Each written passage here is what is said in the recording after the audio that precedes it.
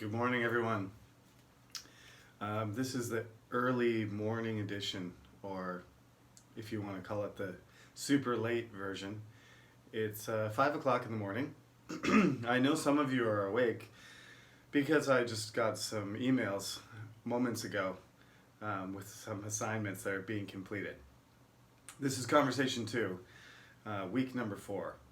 Today we're going to talk about life, which is one of the biggest topics you can find. So I'm going to describe to you some options you have.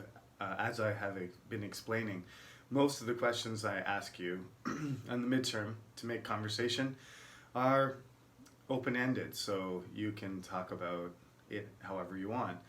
As long as it is a part of your life or your life experience, you can talk about anything. A lot of people are going to probably choose personal memories or something recent that they remember well. But we will talk about that in a moment. First of all, really quickly, the email format needs to be done properly. So when you send me emails or you contact me, you must identify yourself. Lots of you are subscribing to the channel, which I appreciate. And when you subscribe and you comment, if you have some kind of personalized username, that's fine. If your name's BTS Army Fan 1234, that's fine. Don't expect me to know who you are, though, whether you're a student or somebody who's from somewhere else, unless you decide to tell me. So we're going to try and do live stuff soon, because today is Monday, March 30th, so we're coming up on what originally was our second start date, April.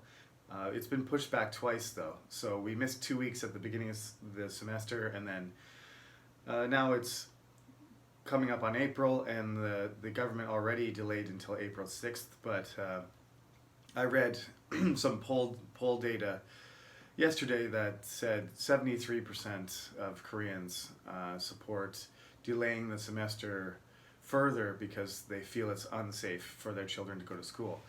That's what we call a supermajority. It's over 2/3 of the population, which means there's a lot of support for it. Likely the other 27% are probably having a hard time because they're, both parents are working or something like that, so they're having trouble dealing with it, which is understandable.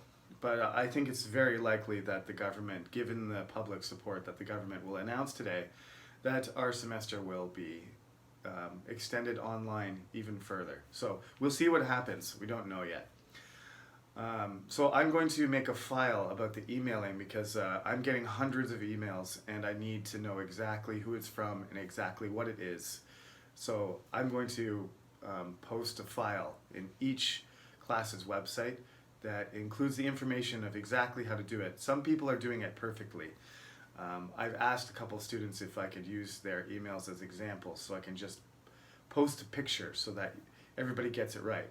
But basically, if you don't follow the format, I can't keep emailing you to tell you to do it properly. You're just going to not get credit for your assignment. So please, once I post this, read it, check the screenshot, and do it exactly how I say. Okay? Now, in terms of the live stuff, I have to experiment it, and if you subscribe to the YouTube channel that I've created, like I said, we can use that also as a means to communicate to each other. Some students have commented or communicated with me through that platform. Remember, you have to create a Google ID if you do that, and you don't have to fill out any personal information except for a username. You don't even need to have a picture. I just uploaded my picture this week because I had not done that, even though I've had a Google account for over 10 years. Not over 10 years, not quite. 8 years. But I never had a picture. I just put it there so that all of you knew it was actually me. And before anybody else says, that's an old picture from like 10 years ago. So I have changed. I should probably get a more recent picture, but I'm not going to the studio to get that done. That was done in a professional studio, and I'm supposed to stay inside. Right, that's life. That's the title of chapter 3, which is our topic for this week number 4. So the chapter starts off by talking about family, and then it starts talking about events and catching up. When we say catching up, we mean you haven't seen somebody in a while. You haven't talked to them in a month, or maybe longer, a year. It could be, I don't know, it could be some sort of reunion where you haven't seen people in 10 years. Once you get older, you'll see like a high school reunion thing or something. And when you meet somebody you haven't seen in a long time, there's a tendency to talk like this, where you say, like, how are you? And they don't mean how are you today. They mean like, how have you been? Right? The tenses that you're going to use when you explain that kind of stuff is the perfect tense. So an event that starts in the past and then it's continued up until the present. Lots of students tend to not use the present perfect in Korea because maybe it's sort of a linguistic thing. My Korean's not great, so. But a lot of students, my Korean students anyway, if you're from another country it may be different, they like to say, I have been studying English until now. And that expresses the same thing. It's not a problem if you want to say that, but we do have a tense that basically explains that exact situation, right? I have been studying. You don't need to say until now. If you want to sort of tag it with those two words at the end, to make it clear that it started happening before and it's happening now until the present, then that's one way of doing it. But that's the case where the present perfect becomes useful. When I'm doing conversation 1, I usually just try to stay away from these extra tenses and just stick with the main 4, right? The past, present simple, past simple, present simple, present continuous, and the future tense. But this is conversation 2, so we should start learning these other tenses too. So the past perfect, something that's in the past and then it happens before an event in the past, is the past perfect. When you say something like, I had read the book before I saw the movie, that's the past perfect. And the present perfect, as I just explained, he has worked there since 2009. My example in the write-up is exactly that. I have worked in Chungnam since 2009. Okay? So the book goes into family stuff. I don't think many people are going to talk about family too much. If you already talked about family in your introduction, you can still do that to answer this question, but you have to go into greater detail, and you have to almost choose an event or choose a particular person and explain about them in greater detail. Usually when you introduce yourself and you talk about your family, you just say something like, I have a brother and I have a sister, and my grandparents live nearby, or my grandmother lives with us, or I have a dog and a cat. It's kind of general descriptions of stuff. But if you decide to talk about how close you are with your brother or sister, or something about your life experience, how your mother influenced you. In my case, I wrote this book behind me here, British and American Culture, Evolution and Revolution, for my other class.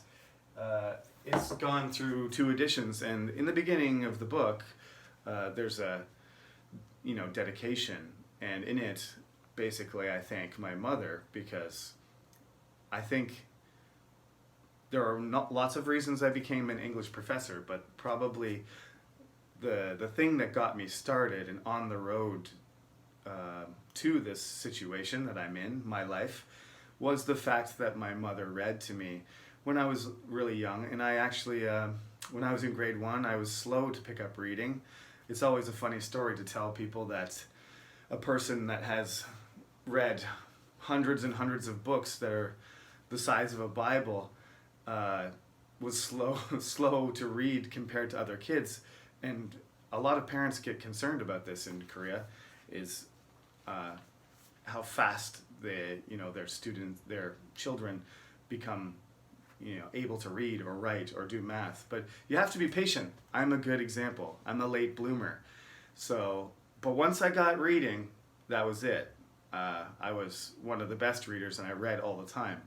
My mother was a huge influence on me in that area. So she read to me even big books. My brother and I used to get read to before we went to bed, and that sort of ritual has continued. I read books all the time.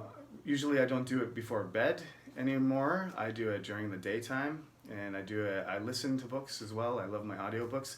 This is what pushed me along this path towards studying English for the rest of my life. So if you want to tell a story like that, like when I was young, I did this with my brother, my sister, my mother, my father, or a childhood friend or whatever, as long as whatever you say sort of explains some sort of connection to what you're like now. That's what our question this week is life. The question this week is based on is how life is going, okay? So, but especially something in the past or something recent, whether it's long ago or not, how it's connected and how it influences you. I think my tongue's not working quite right. I haven't tried the 5 o'clock in the morning lecture yet, so we'll just keep going anyway, even though I stumbled there. So it goes on to the listening section on page 27, and all of you who have the book, they don't do the CDs anymore, so you can just scan your code and you get 1 year. You have a barcode, and then you can log into the website that's connected for, I think it's Macmillan, for the Takeaway 3 class. McGraw-Hill, excuse me. McGraw-Hill has a site, and you can log in and you can do all the listening exercises. Normally we would do some of these in class, but we can't do that, so you have to do them independently. So the stuff on page 27 starts with, how's it going? And that's a very flexible greeting.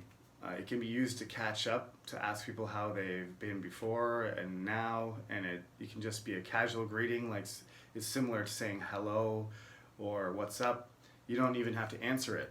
But when you say how's it going, the person has the option of saying it's going well or it's not going well.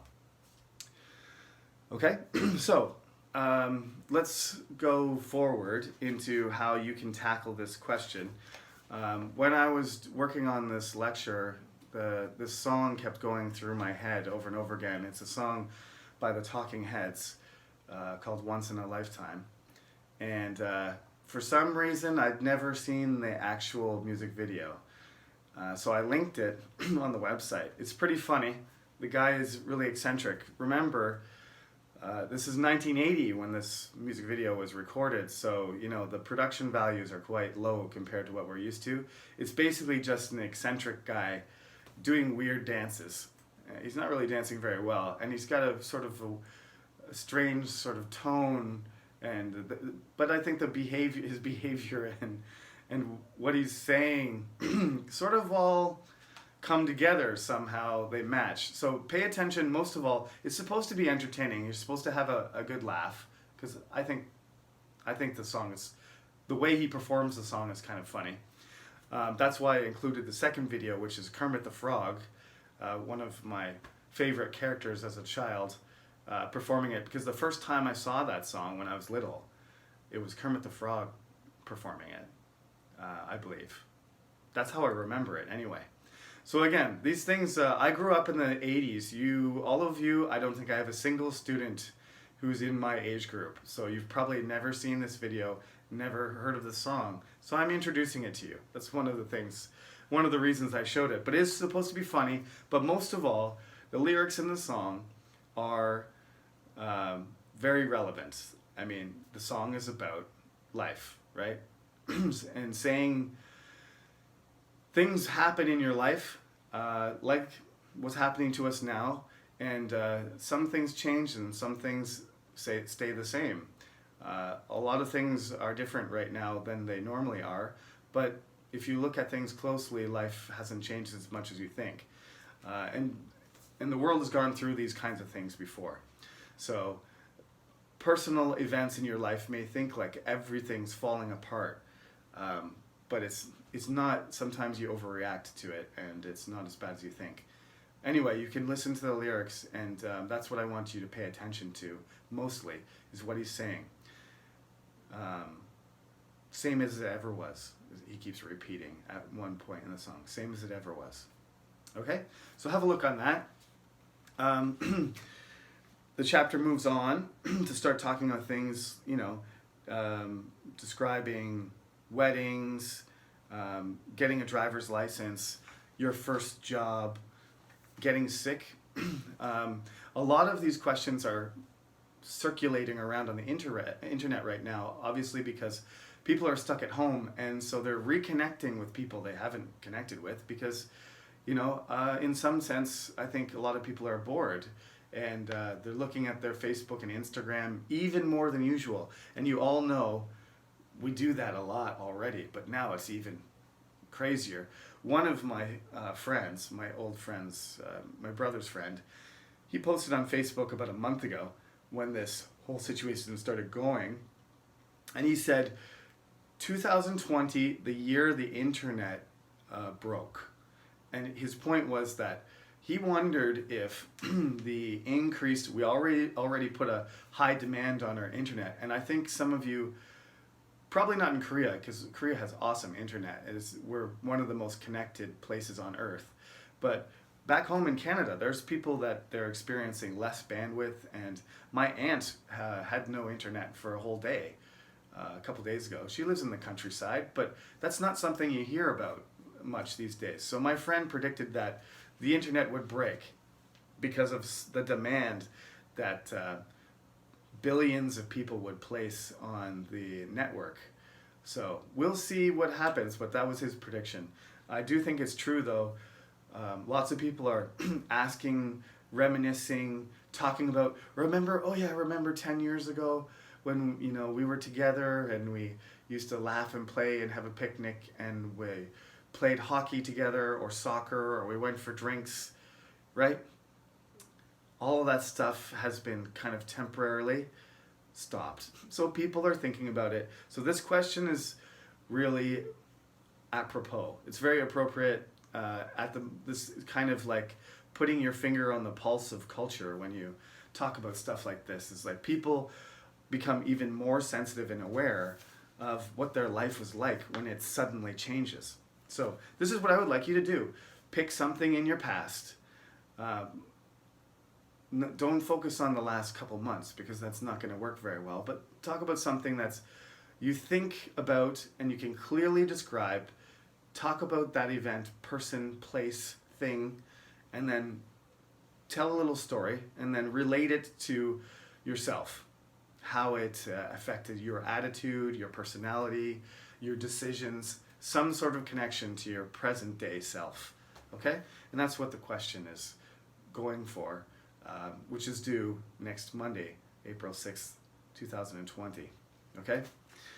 Now, in the book also, they have two people, two sisters, who were separated for 50 years, and they are reunited. That's on page 30. You can read about these two women who were apart, one in England and the other one in Australia, and they managed to reconnect to each other after half a century, which is, I don't know what that would be like.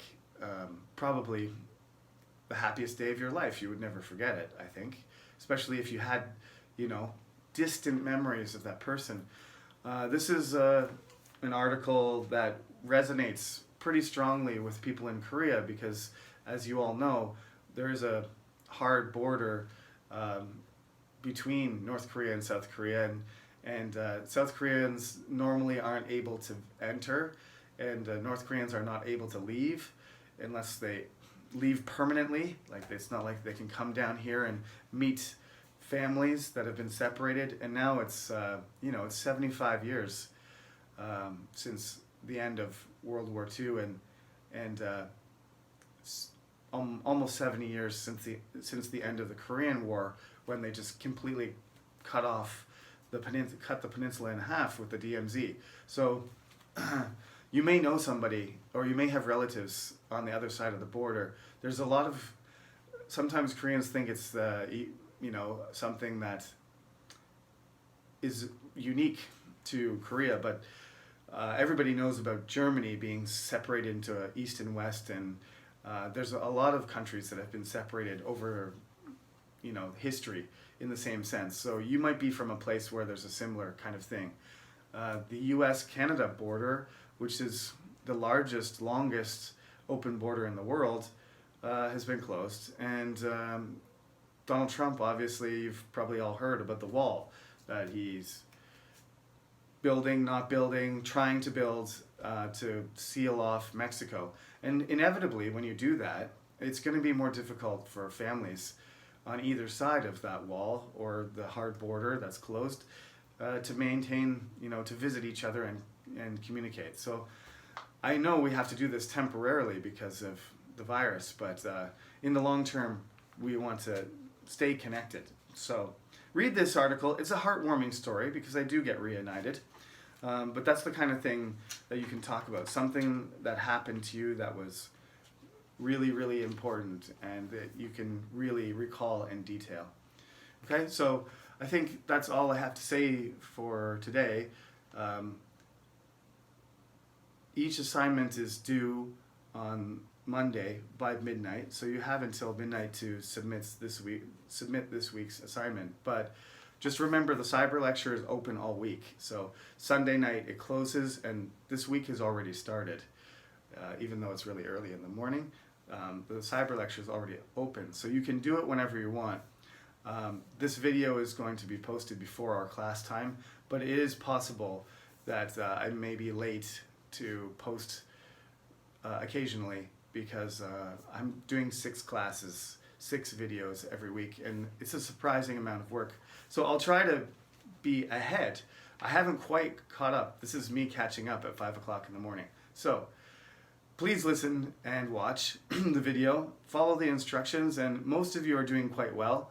I know it's tough not being able to just, ask me right away when you have a question, and instead you have to email or wait for me to post something. And some students have emailed.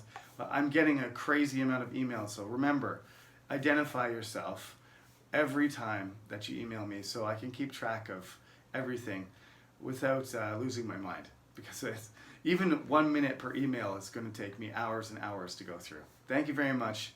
Have a great week and stay safe.